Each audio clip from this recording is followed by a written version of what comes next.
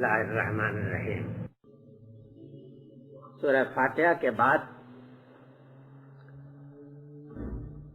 سب سے پہلی سورہ جو ہے سورہ بقرہ ہے اور اس کے بعد آل عمران ہے۔ یہ میں نے آپ کو بتا دیا ہے کہ سورہ بقرہ میں اصلاً بنی اسرائیل یعنی یہود کو دعوت ایمان ہے، اور دعوت ایمان عام معنی میں نہیں بلکہ اس معنی میں کہ اس نبی امی پر ایمان لاؤ، اس معنی میں یعنی تخصیص کے ساتھ۔ اور اس کے جو دلائل ہیں وہ تمام دلائل بیان کیے اس میں، اور جو چیزیں وہ حضرت کے اوپر ایمان نہ لانے کے لیے بہانے بنا رہے تھے ان بہانوں کا بھی اس میں توڑ کیا ہے کہ تم اس غلط فہمی مبتلا ہو اور اس غلط فہمی مبتلا ہو، یہ تمہاری سب اپنی ایجاد کردہ بدعتیں ہیں، ان کی کوئی حقیقت نہیں ہے۔ بہرحال نجات ہوگی تو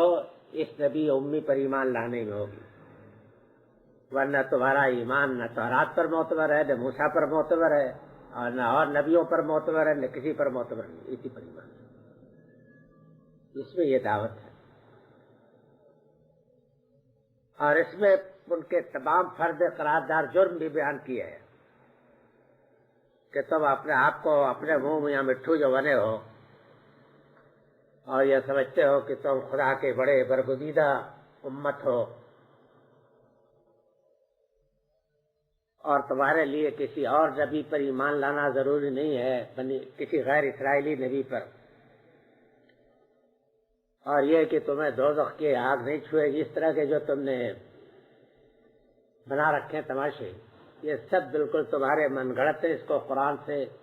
اور نبیوں کی تعلیم سے کوئی تعلق نہیں۔ تمام ان کے جتنے جرائم ہیں وہ بھی بیان کیے ہیں، اور اس جرائم کے سلسلے میں یہ واضح کر دیا ہے کہ صرف حسد اور استکبار ہے کہ جس میں مبتلا ہو کر کے تم نبی امی کی مخالفت کر رہے ہو، اور کوئی چیز نہیں۔ اور یہ استکبار کسی دلیل پر مبنی نہیں ہے بلکہ تم نے ابلیس سے ورثے میں پایا ہے۔ ابلیس جس طریقہ سے آدم کی خلافت کا دشمن ہوا استکبار کی بنا پر، اسی طریقہ سے تم اپنے متعلق یہ خیال کیے بیٹھے ہو کہ ہم چمن دیگرے نیست، اور اس استکبار میں مبتلا ہو کر کے نبی امی کی رسالت کا انکار کر رہے ہو، حالانکہ تمہارے حضرت موسیٰ، حضرت عیسیٰ، حضرت ابراہیم سے لے کر کے تمام نبیوں نے نہایت ہی وضاحت کے ساتھ اس پیغمبر کی پیشن گوئی کی ہے۔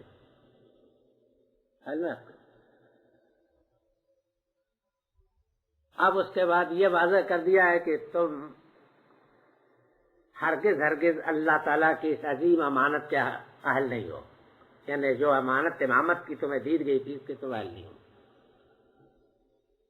اور تم اس بات کے مستحق ہو کہ تم پر لعنت ہو، اور یہ امانت جو ہے ان لوگوں کے سپرد کی جائے گی کہ جو اس کے اہل ہیں۔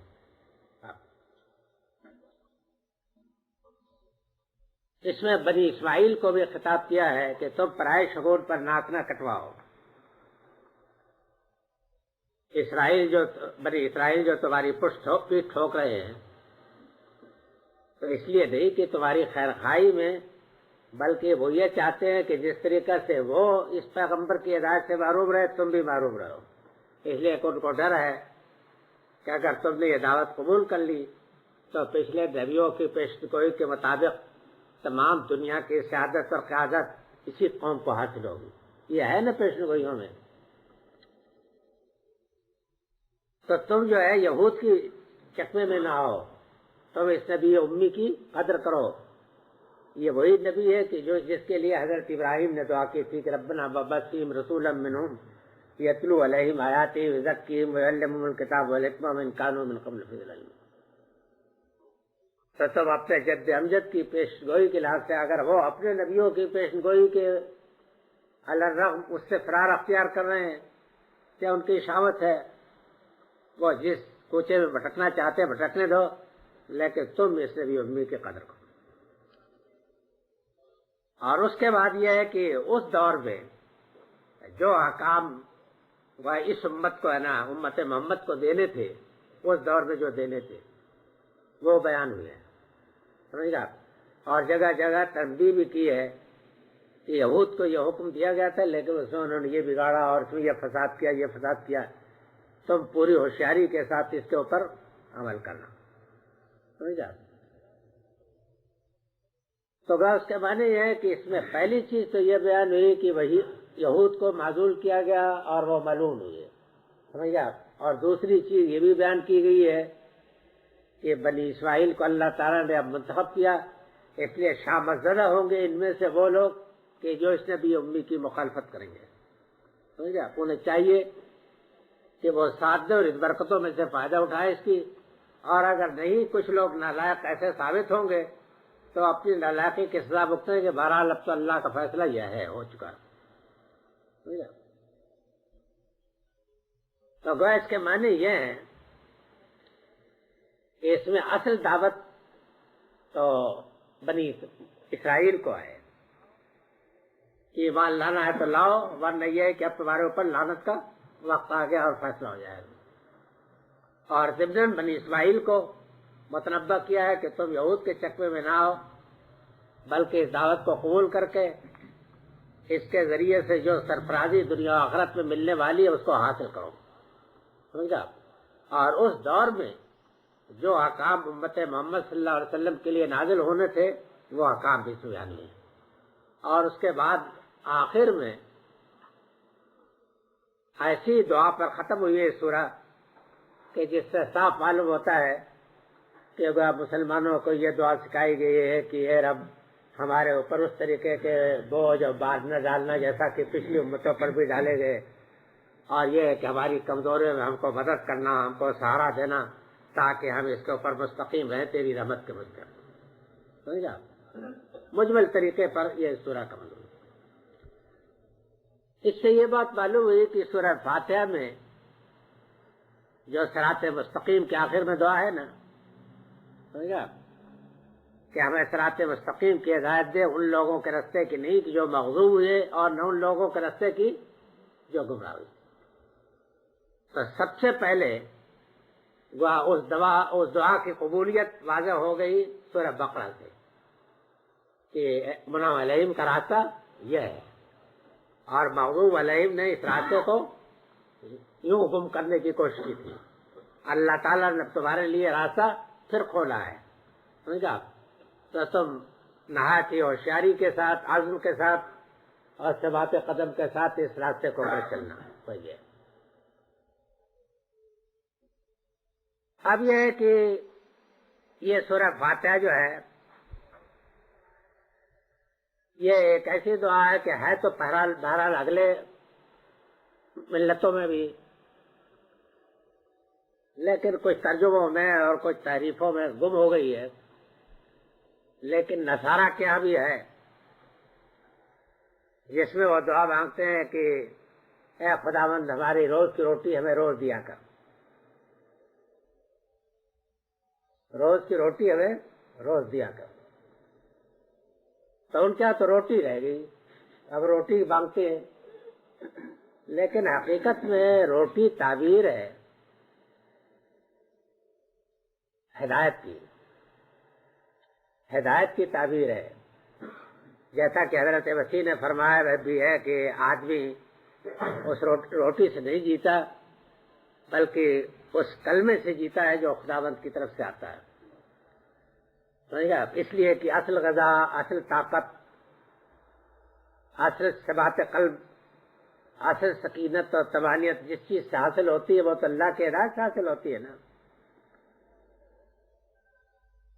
تو یہ روٹی کا لفظ جو ہے ہدایت کے لیے اور غذائے روحانی کے لیے پچھلے بدائب میں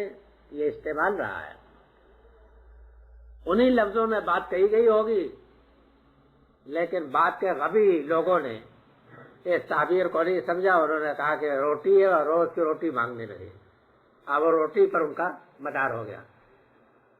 اس طریقے کی تعبیر نہ جانے کتنے موقعوں پر آپ کے یہاں بھی ہے، آپ کے یہاں بھی غلطی ہوئی ہے، یعنی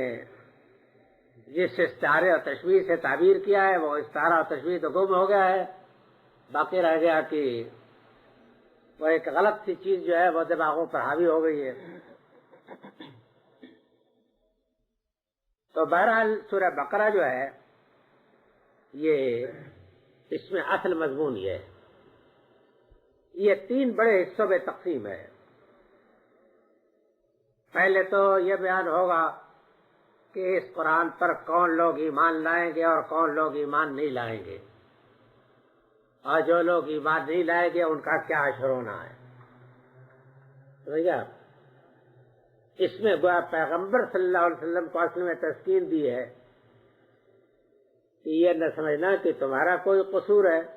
بلکہ حقیقت میں جو لوگ کج فہمی کی روش اختیار کر رہے ہیں خود انہی کے دلوں میں کجی ہے جس کی وجہ سے یہ نہیں لائیں گے۔ اور یہ صاف معلوم ہوتا ہے کہ اس بیان میں اس بات کی طرف اشارہ ہے کہ یہود خبیث اور قریش کے صنادید یعنی مستکبرین یہ لوگ ایمان نہیں لائیں گے۔ باقی جو اللہ کے بندے ایسے ہیں جن میں یہ بات ہے، جن میں یہ بات ہے، وہ لوگ ایمان لائیں گے۔ پہلا حصہ یہ ہے۔ اس کے بعد یہ ہے کہ یہود کا پوسٹ مارٹم کیا ہے، اس لیے کہتے ہیں تو مخاطب اس میں یہی ہے، اور ان کے ایک ایک گمان کو کہ جس گمان میں مبتلا تھے کہ ہم تو ایسے ہمیں تو ہدایت ہے کہ ہم کسی غیر اسرائیلی نبی کی پیروی کر ہی نہیں سکتے، ہمیں تو پچھلے انبیاء نے ہدایت کی ہے کہ جب تک کہ کوئی نبی ایسا نہ آئے کہ جو ایسی قربانی کرے کہ جس کی قربانی کو قبول کرنے کے لیے آسمان سے اترے، اس وقت تک ہم ایمان نہیں لا سکتے۔ اور نیز یہ ہے کہ ہمارے متعلق تو پچھلے صحیفوں میں ہے کہ دوزخ کی آگ ہم کو نہیں چھوئے گی، اس لیے کہ ہم ابراہیم کے لاڈلے ہیں، سمجھ گئے آپ، اسحاق کے لاڈلے۔ تو ان میں تو اس طرح کی کوئی بات نہیں ہے، تو یہ اس طرح کی چیزیں جو ہیں تو اس میں سے ایک ایک کر کے جواب دیا۔ دوسرے یہ کہ ان کے اس مغالطے کا بھی جواب دیا ہے کہ وہ کہتے ہیں کہ مومن تو ہم بھی، سمجھ گئے آپ کے کیا سرخاب کے پر لگے ہوئے ہیں کہ آپ اپنے کو سمجھتے ہیں کہ مومن ہیں، مومن ہم بھی ہیں۔ تو اس کا پوسٹ مارٹم کر کے جواب دیا ہے کہ مومن بننے کے لیے کیا چیز ضروری ہے، سمجھ گئے آپ، تم اپنے دعوے کی بدولت مومن نہیں بن سکتے، سمجھ گئے آپ۔ اور اس کے بعد صاف صاف یہ کہا ہے کہ مومن بننے کے لیے یہ ضروری ہے کہ اس نبی امی پر ایمان لاؤ۔